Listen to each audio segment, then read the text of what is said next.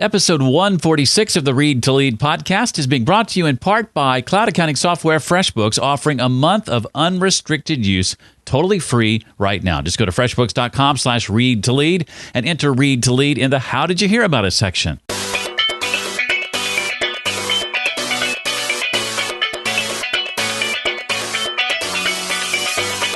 Everybody has an addictive personality. Everybody has the ability to be addicted or obsessed with something. They just need to shift it a little bit and say, hey, I'm going to be all obsessed in this one thing, this productive. Welcome to the Read to Lead podcast with Jeff Brown. Jeff believes that if you desire to achieve true success in business and in life, then consistent and intentional reading is a must. The Read to Lead podcast will not only help you narrow this ever-important reading list, but also bring you key insights and valuable feedback from some of today's most successful and inspiring authors. And now, here's Jeff. Hi, I'm so glad you're here. Welcome to the podcast that's dedicated to your personal and professional growth. We talk about leadership. That's at the core of this show, but we also hit on things like personal growth, productivity, career, business, marketing, sales, entrepreneurship, and much, much more.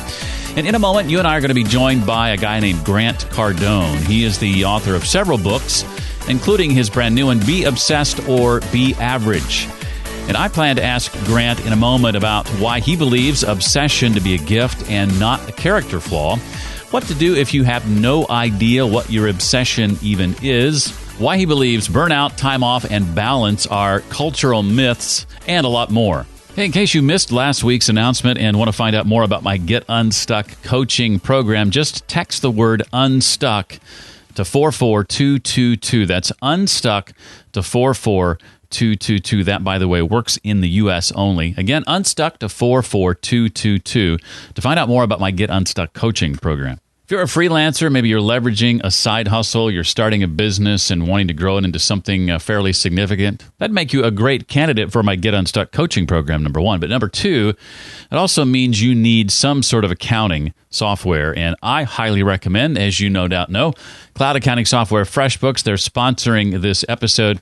And one of the reasons they do that, in case this is not obvious, it's because they believe in the content we're creating week in and week out. They love the show, and they want to do what they can to help support the show. So whenever you take advantage of FreshBooks' free month-long trial, it doesn't cost you a thing, you're helping cast a vote in the eyes of FreshBooks and letting them know that you appreciate their support of the show. Now, as I said a moment ago, you can take advantage of their month-long free trial by going to freshbooks.com/read to lead. Well, why would you want to do that? Well, there are a lot of reasons, not the least of which are all the new features that FreshBooks is touting here in the brand new version of their software. There's a whole new dashboard, there's new notifications, there's new support.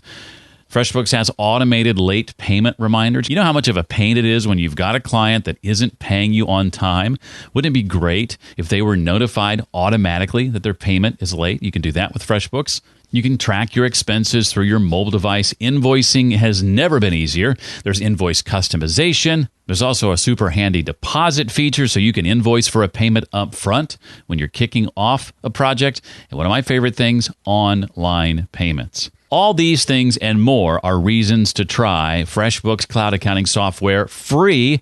Get access to all those features for an entire month. And again, cast your vote in the eyes of FreshBooks, letting them know that you appreciate their support of Read to Lead. Just go to freshbooks.com/read to lead and enter Read to Lead in the How Did You Hear About Us section. Again, that's freshbooks.com/read to lead.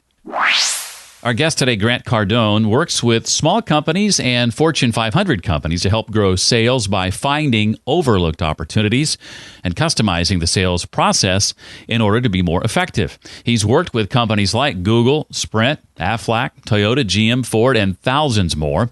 He owns and operates 4 companies that do almost $100 million in annual sales, and he's a New York Times best-selling author, international speaker, and considered the top sales training and social media expert in the world today. Grant is also the author of the brand new book, the one we're talking about today. It's Be Obsessed or Be Average. Grant, welcome to Read to Lead. Thank you so much, Jeff. Appreciate you having me on. It was my pleasure, for sure. I wanted to start off, Grant, by having you share a bit about your last book, The 10X Rule, and what led to you realizing that there was a missing piece to the puzzle. And if I understand correctly, that led to this book. Is that right? Yeah. The 10X rule. I mean, I've said this before, but books don't finish. I mean, just because I had a book deal and we had a scheduled date and we got to finish it and the book gets finished. And then I started doing interviews after the book and the book continues to cook in me like a meal would. and also I started getting a lot of input. I mean, the 10X rule became a really an international phenomenon where people from all over the world, it's been translated in about 6 languages now, have asked me questions. Hey, when I started 10Xing, like expanding my business, my thinking and my desire for more, when I did that, it started creating problems and disruption at both home and at work. And how do I handle that? And that's really where the book, Be Obsessed or Be Average, picks up. I understand now that what's really helped me in my life, keep 10Xing, keep expanding things, and keep creating the life I want, is that I gave myself permission a long time ago to really be obsessed, regardless of what everybody else said, to really dive deep into what I wanted to do with my life rather than what society, family, said that I should or how I should lead my life. Well, you say early on that denying your obsession or being obsessed with the wrong things can be destructive. How did you denying your obsession almost ruin your life? Well, I ended up with a drug problem at the age of 16 years old. And the reality is when I look back at that drug problem now that lasted for 9 years, the problem was not the drugs. Okay. I mean, there had to be a problem before the drugs, right? Mm-hmm.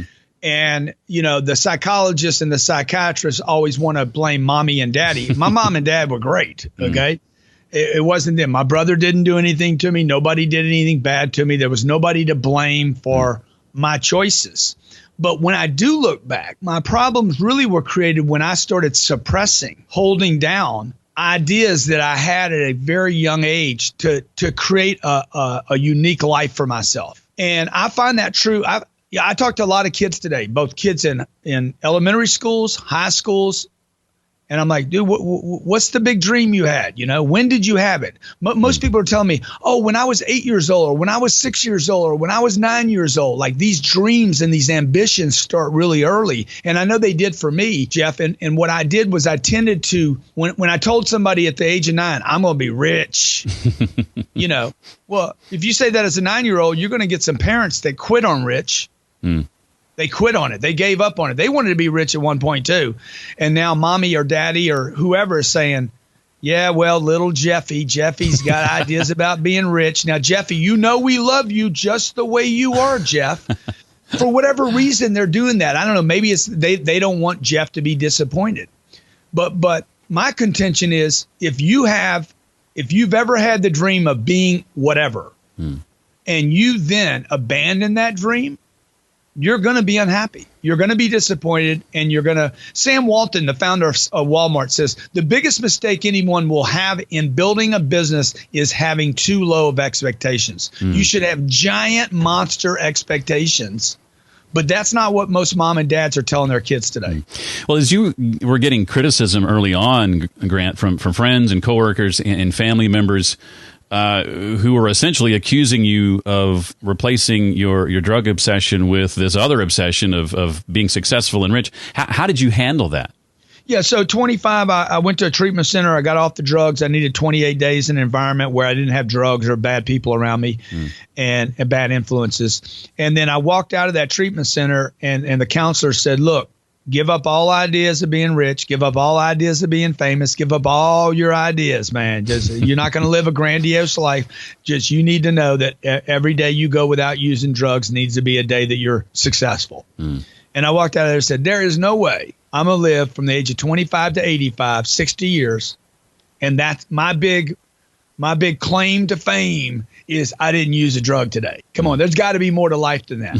So what I did that day was I did what people say is wrong to do. I took that addictive quality that I had manifested that was destructive, and I took that energy and I literally replaced it with work. And it was the first time, the next 30 days was the first 30 days of my entire life that I had ever experienced being all in at a job, that I was giving all of myself to a job. And those 30 days changed my life because it was exciting, because now I was taking responsibility, because now I was going to work every day saying, I'm going to be great. Oh, by the way, I was at a job I didn't even like.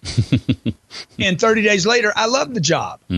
So it's interesting. The only thing that changed, the people didn't change, the customers didn't change, the challenges didn't change. The only thing that changed was I threw myself completely into that job. It was an 8-hour job, and I was spending 12 and 13 hours a day there, most of which, by the way, was just so that I wasn't at home twiddling my thumbs with too much time on my hands. Getting into trouble and the drugs coming back into play possibly. Yeah. I was worried about time. I wasn't worried about the drugs. I was worried about boredom. Well, we have car sales in common, though I was not nearly as successful as you. I did it for about a year and a half, and it was also a job I didn't particularly like. Yeah. But I'm thankful for those experiences for sure. Yeah, I hated car sales. I hated the way people, I hated telling somebody I was in car sales, because then they would look at you like, really? Right. But what happened was a year after I committed to it and became obsessed with being great at it, my plan was to quit. I said, I'm going to get great at this job, and then I'm going to quit and go do something else. Well, by the time I got great at it, I couldn't quit that job and go get another job that would pay me that much money and give me that much freedom. Right. And also, within 12 months, I reached the top 1% of the auto industry. When I told people now I was in car sales, and they're like, really? I'm like, yeah, really. And I'm digging it, and it's fun, and I get to make a lot of friends, and everybody needs a car, and everybody needs a friend that's in the car business. It was a different, you see what I'm saying? It was a different response, because I had a different experience with it. Excellent. Well, for that person right now, Grant, who's listening, who is still a little bit uncomfortable with this idea of obsession, explain why you believe that to be a gift and not a character flaw. I'm watching my little girl right now. She's obsessed with a Lego set and a bicycle. She just learned how to ride a bicycle without training wheels. She'll kiss the bike, hug the bike, love the bike. She's doing everything with the bike, right? And when I watch that, or the Lego set, or maybe it's a little game that she found on the iPad that she's obsessed with, right? And I walk in the room and I'm saying, Sabrina, and she can't even hear me because she's so into this game. See, to me, that's not a problem. That is the intense focus, all in obsession necessary for my daughter to make sure she has an exceptional life, not an average life. So I want to feed that. Could that become destructive? I guess it could. Could average be destructive to someone that has tremendous potential? A lot of people dying of an average life. It doesn't get reported by the media. The media doesn't report today 74 million people went to work and hated their job. That is a form of death, right? Oh, yeah. And so people are overdosing on average. They're accepting average. They're making sense of average jobs, average marriages, average homes, average lifestyles, average experiences. When the truth is, if they would just, and by the way, everybody has an addictive personality. Everybody has the ability to be addicted or obsessed with something. Oh, yeah. They just need to shift it a little bit and say, hey, I'm going to be all obsessed in this one thing that's productive. Grant, talk about the concept of your potential still being revealed to you as you push yourself and allow yourself new experiences, maybe getting outside your comfort zone a little bit. Yeah, so look, the individual, they're like, when are you ever going to be satisfied? That's the big question, everybody. I've been asked that question since I was 31 years old. I'm 59. So for 28 years, somebody close to me, typically it's a girlfriend or a buddy or a friend, when are you ever going to be satisfied? Now, everybody needs to understand the person that's asking that question is not actually talking to you. They're talking to themselves. They're trying to make sense of how they got satisfied. Right. And they're probably asking themselves, are they really satisfied, or are they just saying that to themselves? And they're comparing against what they see me doing. Why does this guy keep pushing so hard? You ran this morning, right? And let's say you run a 1 mile faster than you ever have. Now you're aware. Oh, wow, man, I wonder if I could take a second off of that. That was completely impossible 3 months ago when you just started. But now the attainment of a new goal brings with it the awareness of a new potential. And that becomes the thing you become obsessed with, not what you just did. That's the past. You can't be obsessed with the past and be a sane person. Anybody obsessed with the past is basically a psychotic. Right? Right. The inventors, the entrepreneurs, the game changers, the people that make a difference on the planet are obsessed with the next attainment of that next thing. Well, what if we have, Grant, no idea, or maybe we're unclear on what our obsession even is? Maybe we've lost our way. Talk about tying your obsession to your purpose. So you just need to spend some time on it. I write my goals down every morning. So if something's worth doing, it's worth doing every day. If it's not worth doing, then don't do it at all. So I eat, I urinate, I breathe.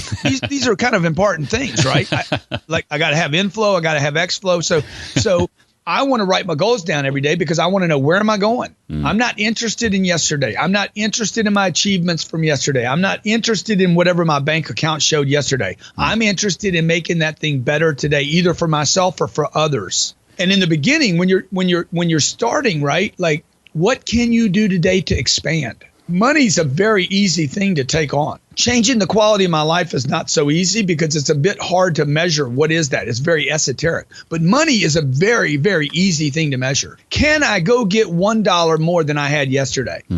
And the reason that would be important is not for the $1, because let's face it, $1 is not important. It had to be a bunch of them to make it important.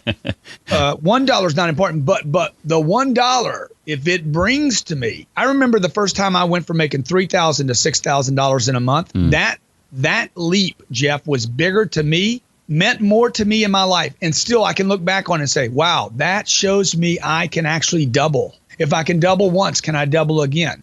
And again, it wasn't about the money. It was about, I don't have to stay where I'm at in life. I can improve the quality of my life. If I can earn more money, then can I also do that in some other areas of my life, like my physical condition or my friends? Can I start picking up new friends and adding that to my life as well? There's a chapter in the book that Grant calls Starve the Doubt. And in that chapter, he addresses the myths of burnout, time off and vacations, and work-life balance. How has our culture, Grant, gotten this wrong? You're saying that burnout, that time off, vacations, balance are actually myths. How is that possible? Well, the people that are telling you about it are outsiders. You're not thinking about balance until somebody tells you about the balance thing. It's typically somebody close to you. These are naysayers. I talk about this in another chapter. Naysayers are more dangerous than haters. You see, you're going to have a mom or a sister worry about you. When you go on this path of be obsessed, everything's going to change now. What you're listening to, what you're reading, when you go to work, how long you stay at work, what you're doing, it's going to concern people around you. And the people it's going to concern are trying to figure out themselves. Okay. They're like, what about balance, Jeff? Jeff, you're going to burn out, Jeff. Really? Have you ever seen anybody burn out? I have never seen this in my entire life. I've never seen somebody die from work. I have seen somebody die from a job they didn't like and not make it official for 30 years. So I would just tell people, first of all, I'm not a candle. You cannot get me a Bed Bath & Beyond. All right. Work has never killed a human being on this planet.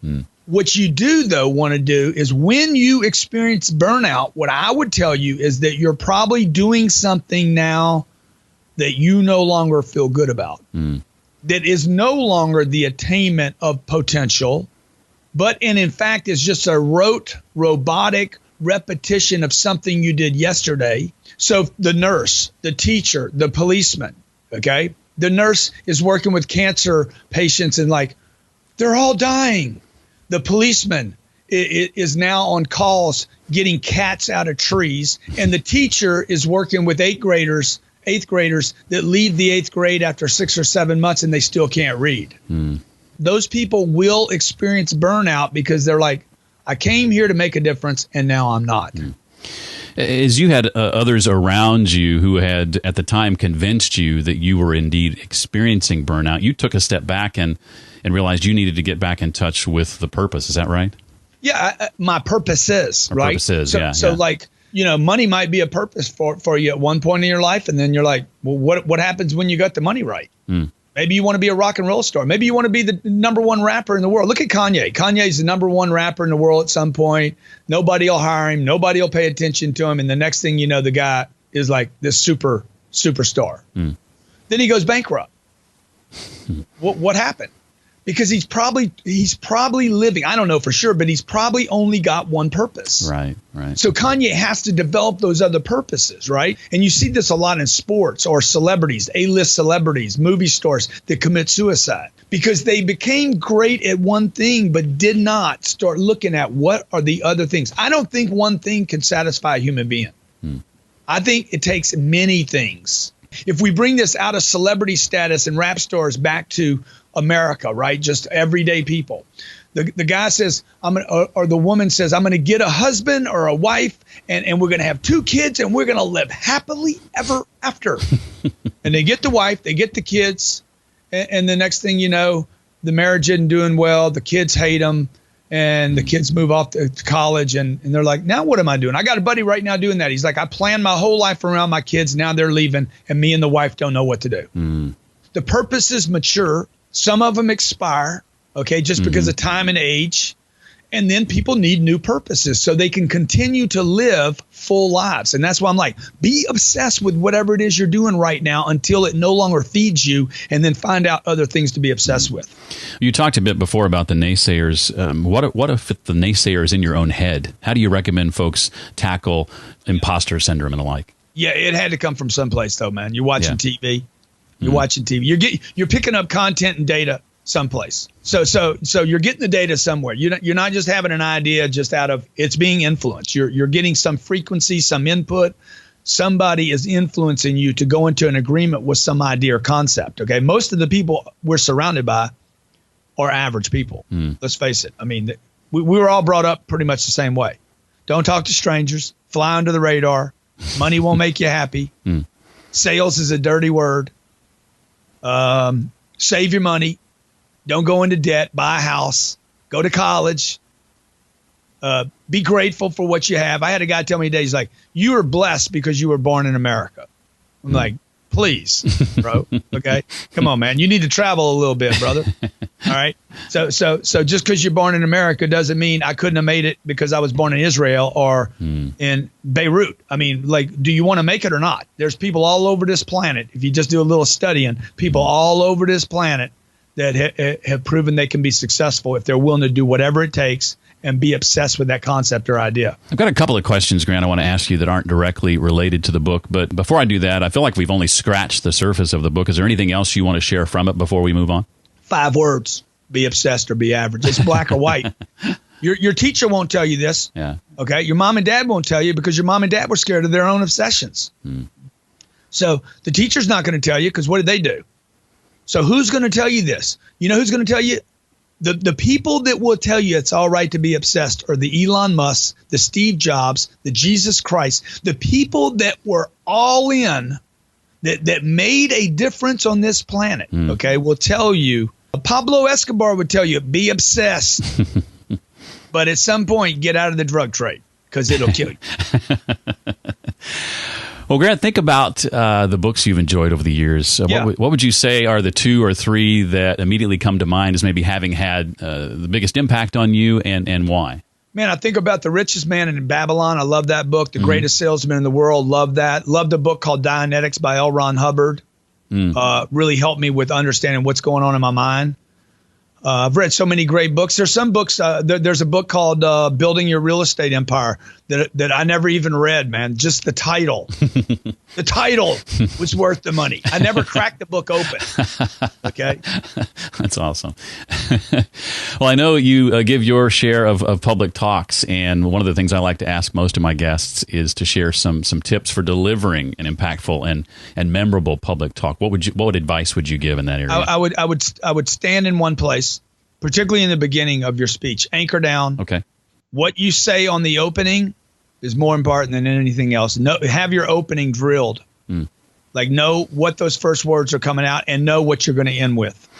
Well, I know the book has just come out, but I thought I'd ask you, Grant, what's next for you? What are you and your team working on now that you're excited about going forward? We have an online platform. It's a university that is now starting to circle planet Earth, over almost 25 million users now. Wow.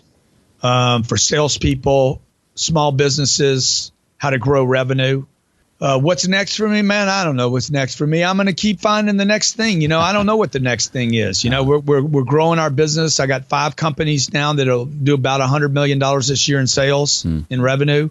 Got a real estate portfolio that I'd like to take public at some point. We're starting to let accredited investors invest with me on my real estate deals. I'd like to open that up to non-accredited so that people with 10 or 15 or 20,000 could invest in it later, because I know people are putting money in Wall Street and have no clue about where that money's going or what's going to happen and happen to it. So, I'm always preparing, Jeff, for the next financial problem, because I know it's there. It's going to happen here. It's going to be ugly. And so I just want to help as many people along the way. We have a studio here in Miami. We do 5 shows a week at Grant Cardone TV. I do a show Mondays on real estate investing, Tuesday on book reviews, Wednesdays on marriage and business, Thursdays on young hustlers for millennials, and Fridays the Cardone Zone for career and finance. So we produce a tremendous amount of content here to help people, to reach people. That's about it, man. I'd like to meet 7 billion people on planet Earth. I think I got a bunch of friends out there and a lot, people that know me and don't yet know me. I'd like to make friends with all of them. We'll try to make a dent in that. There you go. Right with this interview. Where can we find out more about the university? What's the best place to go online? You go to grantcardone.com/training. Okay. grantcardone.com/training. Well, Grant, this was a delight. I so appreciate you taking the time to do this. Thank you for being a guest on Read to Lead very, very much. JB, hey, my pleasure, man. Thank you so much, my brother. For all the links and resources Grant and I mentioned today, you can visit the show notes page. That's the page created especially for this episode. You'll find it at readtoleadpodcast.com/146 for episode 146. By the way, I'd encourage you to connect with Grant on Twitter. He's at Grant Cardone on Twitter. That's at Grant, Cardone on Twitter. And I want to say thank you to Mark Llewellyn from the UK, who just rated and reviewed Read to Lead in iTunes, giving it 5 stars and calling it a superb podcast. Thank you, Mark. You can do that as well, whether it's superb or some other word you want to use, just by going to readtoleadpodcast.com/iTunes or readtoleadpodcast.com/Stitcher. And remember our generous sponsor, FreshBooks Cloud Accounting Software, and that free month-long offer you could take advantage of right now by going to freshbooks.com/readtolead and entering Read to Lead in the How Did You Hear About Us section. Well, that does it for another week. I look so forward to seeing you next time for the next episode of the Read to Lead podcast. Thanks so much for listening to the Read to Lead podcast. As a subscriber, we challenge you to be more than just a passive listener. Become a vital member of the community. Visit us on the web at readtoleadpodcast.com. Until next time, remember, leaders read and readers lead.